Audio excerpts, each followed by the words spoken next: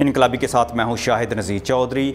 नाज़रीन, जिन्नात का ग़ुलाम मेरी सच्ची दास्तान है और आज की 19वीं किस्त के अंदर मैं आपको ये बताऊँगा कि मैंने क्या कहानी बयान की है और मेरी ज़िंदगी में ऐसे क्या वाक़यात पेश आए थे। ये किस्त ख़ास तौर पर उन तमाम दोस्तों के लिए ख़ास तौर पर बहुत ज़्यादा अहम है जो जिन्नात से दोस्ती करना चाहते हैं या जिनकी ज़िंदगी में शयातीन बहुत ज़्यादा अमल दखल करते हैं, उन पर जादू होता है, जादू टूने से उन पर असरात होते हैं। तो उन्हें इस मौका पर एक ऐसा वजीफ़ा जो है इस किस्त के अंदर मैं बयान कर रहा हूं जो मुझे जिन्नात के बेटे गाजी ने बताया था और एक वलीउल्लाह ने मुझे नसीहत की थी और मुझे बताया था कि जो राह तसव्वुफ़ में चलने वाले लोग हैं, जो अल्लाह की तलाश में निकलते हैं, जो अपना नफ्स मारना चाहते हैं और जो अपना ज्ञान जो है वो हासिल करना चाहते हैं, तो उन्हें क्या खाना चाहिए और वो कौन सी रोटी है, वो कौन सी ग़िज़ा है जो अल्लाह के बुज़ुर्ग खाएं तो उनकी रूहानी क़ुव्वतें बहुत ज़्यादा बेदार हो जाती हैं। आज की किस्त के अंदर यकीनन ये पढ़कर आपको अपनी ज़िंदगी के अंदर भी ये सारे अमाल करके खुशी महसूस होगी। ये बड़ा अजीब मंजर था। कुत्ते अभी तक भौंक रहे थे। कुत्तों के मुसलसल भौंकने से गांव का चौकीदार भी हरासा हो गया और उसने ऊंची ऊंची आवाज़ें देना शुरू कर दी। मैं खुद भी परेशान हो गया कि अगर चौकीदार इधर आ गया और उसने मुझे रात के कब्रिस्तान तरफ जाते हुए देख लिया तो मैं उसे क्या कहूँगा। बाबा जी और गाजी तो गायब थे। मैं एक दरख्त के नीचे खड़ा हो गया और मुझे खौफ था कुत्ते इकट्ठे होकर मेरी तरफ ना आ जाएं। ये आवारा कुत्ते थे जो अजनबी को देखकर उसको काटने से बाज नहीं आते। मैंने अपने बचाव के लिए फ़ैसला किया कि अगर कुत्ते मेरी तरफ बढ़े तो मैं दरख्त पर चढ़ जाऊंगा। इत्तेफाक देखिए, जब मैंने ये फ़ैसला किया उस वक्त कम से कम 10-12 कुत्ते इकट्ठे हो गए थे और ग्रोह की सूरत में मेरी तरफ बढ़ने लगे थे। मुझे कभी दरख्त पर चढ़ना नहीं आया। अगर कोई शाखदार और टुंड वाला दरख्त हो और उस पर ऊपर चढ़ने के लिए कोई सहारा मौजूद हो तो दरख्त पर मैं चढ़ सकता था, लेकिन इस तरह दरख्त पर चढ़ना मेरे लिए मुश्किल था। मैंने खुद को बचाने के लिए दरख्त की पनाह तो ली, मगर जब उस पर चढ़ने का सवाल आया तो मेरे पसीने छूट गए। मैंने उसके तने पर उभरे हुए एक टुंड पर पाँव रखा और उसे चिमट कर ऊपर चढ़ने की कोशिश की तो थोड़ा सा ऊपर जाते ही मेरी सांस भूल गई और मैं दरख्त के साथ फिसलता हुआ नीचे आ गिरा। उस वक्त तक कुत्ते मेरे बहुत करीब आ चुके थे। मैंने महसूस किया कुत्ते अब खौफज़दा होकर नहीं बल्कि उनके अंदर खौफनाकी और जारहियत आ चुकी थी। इसी लम्हा गांव की एक गली से चौकीदार भी बरामद हो गया। वो अपनी ज़बान में कुत्तों को पचकारने लगा था। उसके साथ और भी कुछ लोग नजर आ रहे थे। सबके हाथों में लालटेन थी। मेरे पास बचाव का कोई रास्ता नहीं था और फिर मुझे कुछ नहीं सूझी तो ऊंची ऊंची आवाज़ में गाजी और बाबा जी को कोसने लगा जो मुझे कुत्तों के सामने बेयारो मददगार फेंक कर भाग गए थे। मैंने इस लम्हा भागने का भी फैसला किया, मगर फिर ये सोचकर रुक गया कि मैं इतनी तेज़ नहीं भाग सकूंगा जितनी तेज़ी में ये कुत्ते मुझ तक पहुंच सकते थे। मुझे बचाव की कोई उम्मीद नजर न आई तो मैंने ऊंची ऊंची आवाज़ में चौकीदार को पुकारना शुरू कर दिया। लेकिन यही वो लम्हा था जब दरख्त के ऊपर शोर बुलंद हुआ और ऐसा लगा जैसे दरख्त के ऊपर अजाब नाजल हो गया है और कोई बहुत भारी भरकम शय दरख्त पर गिरी है।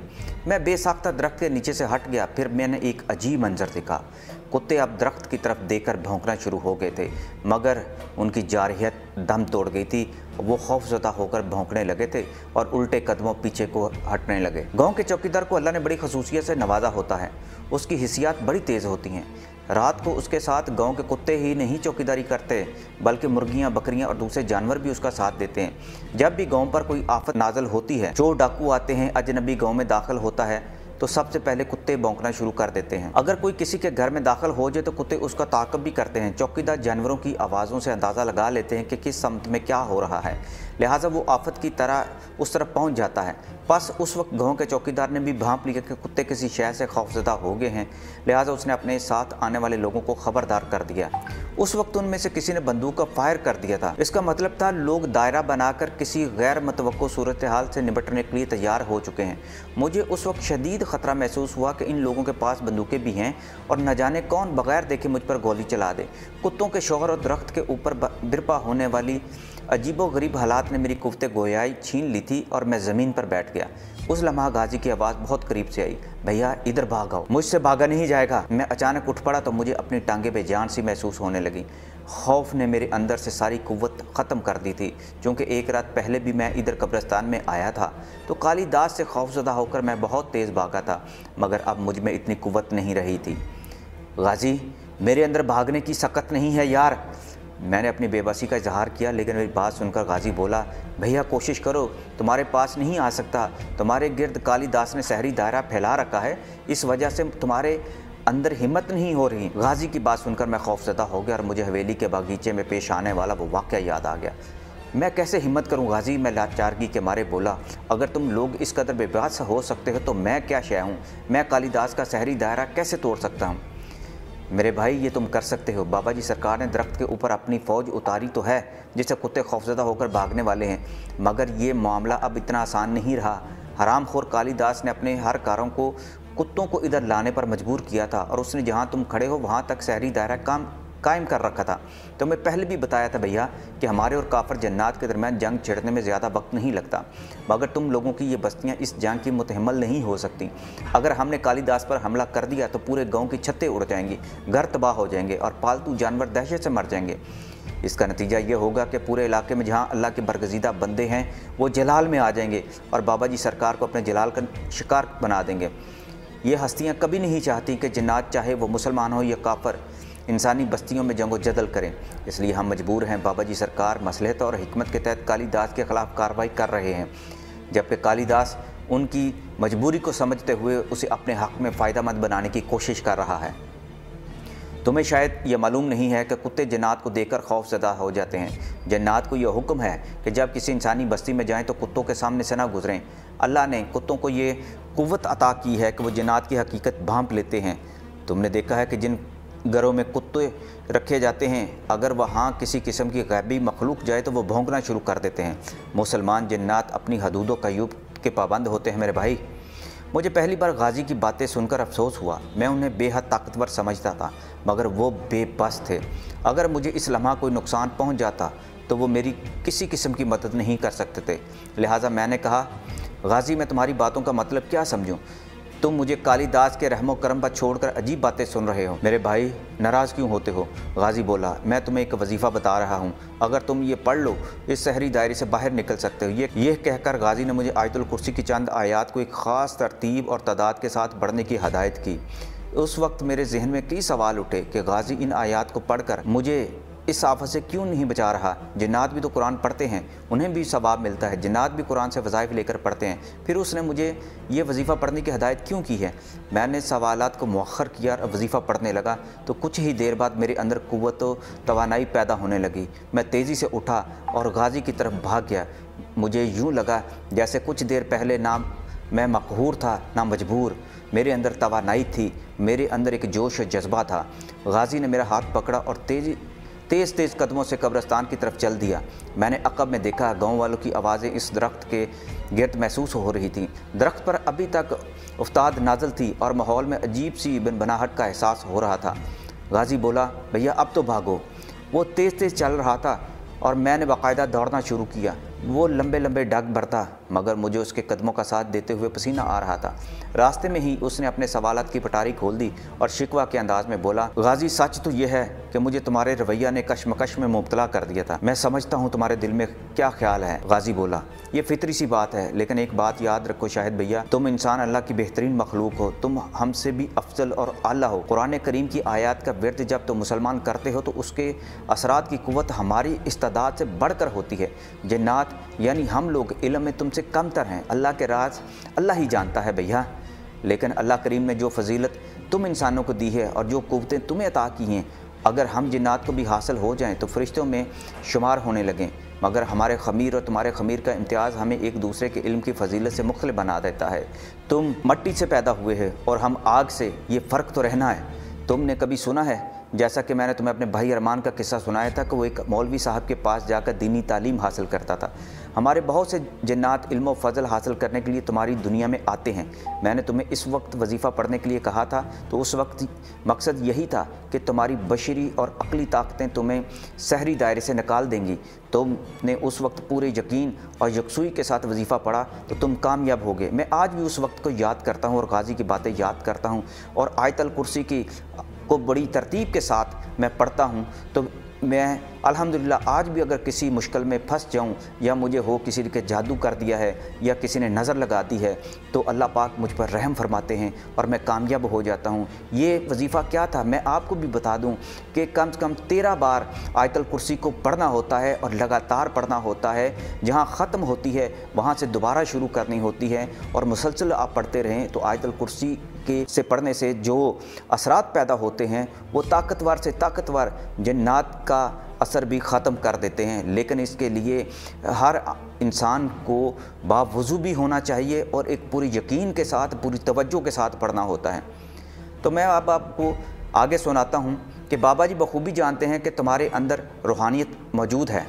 गाजी मुझे बता रहा था, जिस इंसान के अंदर रूहानी वजदान हो, अगर वो वज़ाइफ और ज़िक्र अज़कार करता है तो उसका रूहानी वजदान बढ़ता चला जाता है। तुम्हारे इन्हीं औसाफ को मद्देनज़र रखते हुए बाबा जी सरकार तुम पर मेहरबान हैं और तुम्हें टाली वाली सरकार के पास बुलाया। हमारे अकब में अब शोर कम हो रहा था। हम कब्रिस्तान पहुंच गए। हर तरफ घुप अंधेरा था। कहीं से झिंगरों की आवाज़ें आ रही थी। गाजी ने मेरा हाथ ना थाम रखा होता तो मैं ठोकरें खा रहा होता, लेकिन वो मेरे लिए एक मिशल राह बन गया था। वो मुझे कब्रिस्तान के अंदर लेकर दाखिल हुआ तो इसी दौरान कब्रिस्तान के अंदर से आवाज़ आई, हक अल्लाह, हक अल्लाह, हक अल्लाह। गाजी ने मुझे बताया ये टाली वाली सरकार की आवाज़ है। उधर दाएं जानब डेरा लगा हुआ है उनका। हमने उसी तरफ का रुख किया तो सामने झाड़ियों कब्रों के दरमियान एक दिया रोशन नज़र आया। गाजी मुझे टाली वाली सरकार के पास ले गया। मलक नसीर के वालिद ने मुझे उनका जो हुलिया बताया था वो हू बहू वही थे। दिए से कदरे दूर वो एक दरी बिछाकर कब्र के सरहाने बैठे थे। ये सरकार के वालिद की कब्र है। वो भी बड़े बुजुर्ग थे। गाजी मुझे बता रहा था, सरकार महीने में एक बार यहाँ आते हैं और दिया रोशन करते हैं। ये बात सुनकर टाली वाली सरकार ने नज़रें उठाई और हमें देखने लगे। ओए गाजी, तूने क्या बखेड़ा डाल रखा है? टाली वाली सरकार की आवाज़ गूंजी। सरकार, बखेड़ा कैसा? हम तो आपकी ज़ियारत के लिए आ रहे थे और उधर कालीदास हरामखोर ने हमें पकड़ लिया था। आप तो जानते हैं सरकार हम कितने मजबूर हैं। ओए, तुम्हें कैसी मजबूरी है? तुम्हें किसका खौफ है? टाली वाली सरकार वजदान में बोलते चले गए। किसका खौफ? कालीदास से डरते हो तुम? हमारे दोस्तों के काफिर जिनसे खौफ आता है तो लानत है तुम्हारे ऊपर। तुम किस वजह से उसे डरते हो? सरकार, आप खुद कह रहे हैं हमने कैसा बखेड़ा डाल रखा है। अगर हमने उस पर हाथ डाल दिया तो ये बात बढ़ जाएगी। गाजी भी बड़ा दलेर और बातूनी था। उसने नहायत अदब से बात करने में कोई तरद्दुद नहीं समझा। बखेड़ा बखेड़ा ही होता है। इतने दिन हो गए वो तुम पर हमले करता जा रहा है और तुम उसका मुंह देख तक रहे हो। ये बखेड़ा नहीं तो क्या है? जाओ और बाबा जी से कहो उसका काम ख़त्म कर दें। मैं संभाल लूँगा, जो होगा देखा जाएगा। सरकार, बस आपके हुक्म की देर थी। गाजी चहकने लगा। ये हमारा मेहमान आपके पास है। बाबा जी सरकार के पास जाता हूँ। ये कहकर गाजी गायब हो गया और मैं टाली वाली सरकार की तरफ देखने लगा। आओ बैठो बेटा। मैं एक कच्ची कब्र के पास बैठने लगा तो वो बोले, उधर आओ, चटाई पर आओ। मैंने जूता उतारा, चटाई पर बैठ गया, लेकिन मेरे दिल में न जाने क्या ख्याल आया कि मैंने हाथ दुआ के लिए उठाए और जिस कब्र की तरफ रुख करके वो बैठे थे मैं उनकी मग़फ़रत के लिए दुआ करने लगा। मेरी हमेशा से आदत रही है कि जब भी मैं किसी भी कब्रिस्तान के पास से गुज़रता हूँ, चाहे मेरे रास्ते में जितने भी कब्रिस्तान आए, हर बस्ती हर शहर के कब्रिस्तानों में दफन शुदा लोगों के लिए दुआ करना मेरी आदत है। गाजी के साथ अफरा तफरी में कब्रिस्तान में आने की वजह से मैं थोड़ा सा भूल गया था, लेकिन अब मैं दुआ कर रहा था। मैंने महसूस किया टाली वाली सरकार ने भी हाथ उठाए थे और वो भी मेरे साथ दुआ में शामिल हो गए थे। मैंने दुआ ख़त्म की तो वो मेरी तरफ देखकर मुस्कुराने लगे। अच्छी आदत है तुम्हारी, तुम अपना अंजाम सामने रखते हो, इसलिए कब्रिस्तानों के मकीनों के इसाले सवाब के लिए दुआ करते रहते हो। कल को हमने और तुमने भी यहाँ आना है। आज अगर तुम इसके साथ भलाई करोगे तो कल तुम्हारे साथ भी भलाई होगी। कल कोई तुम जैसा यहाँ से गुजरेगा और वो दुआ करेगा तो तुम देखोगे। उस लम्हा में तुम कब्र की दुनिया में ज़िंदगी गुजार रहे होगे, मगर तुम्हें इन दुआओं की बड़ी ज़रूरत होगी। ये तो वही जानते हैं जो इन कब्रों में हैं और रोज़े महशर को उठाए जाएंगे, मगर रोज़े महशर से पहले उन्हें कब्र की राहतों और अजाबों में से भी गुजरना है। बस है नौजवान, तुम्हारा ये अमल पसंदीदा है और जो मुसलमान भी ये अमल करते हैं और जो मुसलमान भी ये आदत अपना लेते हैं, खुदा उन पर हमेशा अपना फ़ज़ल और अपनी रहमत करता है। याद रखना, दोस्तों से भी कहना और अपने अजीज़ों से भी कहना, वो जब भी किसी कब्रिस्तान के पास से गुज़रें या दाएं बाएं से गुज़रें, किसी बस्ती में से गुज़रें, उस कब्रिस्तान के मकीनों को सलाम भी भेजा करें और उनके लिए दुआ किया करें, आयात मुबारका पढ़ा करें। इससे उनकी रूह को तमानियत मिलती है और न जाने कितने जो मकीन हैं उनके अज़ाब इस दुआ से टल जाते हैं। बेटा, मुझे तुम्हारी ये आदत बहुत अच्छी लगी है और ये नसीहत है मेरी कि सारी ज़िंदगी ये काम करते रहना। अल्लाह तुम्हारी मुश्किलात जो है हमेशा दूर करेगा। ये इनसे मुश्किलात दूर ही होती हैं। टाली वाली सरकार ने बेहद खुश होकर मुझे एक बड़े काम और पते की बात बताई थी। उन्होंने अपनी चटाई का कोना उठाया और मुझे कोई शय निकाल कर दी। लो, ये तबरक खा लो। अब मैंने हाथ आगे बढ़ाया तो रोटी का एक छोटा सा सूखा सा टुकड़ा था। फिर उन्होंने कब्र के पास रखा आब खोरा उठाया और वो भी मेरे सामने कर दिया। ये टुकड़ा जन्नत का मेवा था, दरवेशों और वलियों की ग़िज़ा है। वो बोले, ये खा लो, नफ्स पाकीज़ा हो जाएगा, इसमें भिगोकर इसे नरम कर लो। मैंने उनके कहने पर अमल किया और जब वो पूरे का पूरा टुकड़ा पानी में भिगोकर मुंह में डाला तो मुझे एक ऐसे जायका का एहसास हुआ जिसका यहाँ जिक्र नहीं किया जा सकता। मुझे चाचा जी की वो बात याद आ गई जो उन्होंने भी सूखी रोटियाँ खाई थीं तो उसके जायके के मुतरिफ़ हो गए थे। आज इटाली वाली सरकार ने मुझे इस लज़्ज़त से आशना किया था। हम दुनिया वाले समझते हैं कि ये फ़कीर दरवेश भूखे नंगे लोग सूखी रोटियों जैसी बदमज़ा ग़िज़ाएँ खाते हैं तो इसलिए कि उन्हें ताज़ा रोटियाँ और अनवाع अक़साम के खाने नहीं मिलते। ये हमारी गलत फ़हमी है। उनकी यही रूखी सूखी रोटियाँ जन्नत के मेवे होती हैं, मगर हमें इसका एहसास नहीं होता। हम दरवेशों की ज़ाहरी ग़िज़ाओं के मुगालते में रहते हैं। वैसे भी हमारी अक़लों को इन ग़िज़ाओं की रूहानी फ़जीलत का एहसास नहीं होता जो लज़्ज़त और क़ुव्वत इन सूखे टुकड़ों में होती है, शायद ही किसी दूसरी दुनियावी ग़िज़ा में हो।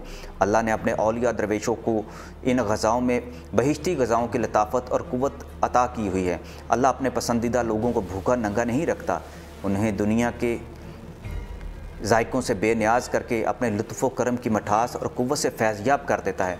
यही वजह है अल्लाह के कामल औलिया और हमेशा तज़किया नफ्स और मामूलात ज़िंदगी निभाते हुए वो अपने जिस्म जान का रिश्ता भी बरकरार रखते हैं और रूखी सूखी रोटियां खाते हैं, नमक से अपना गुजारा कर लेते हैं, लेकिन वही नमक उनके लिए क़ुव्वत की सौगात बन जाता है।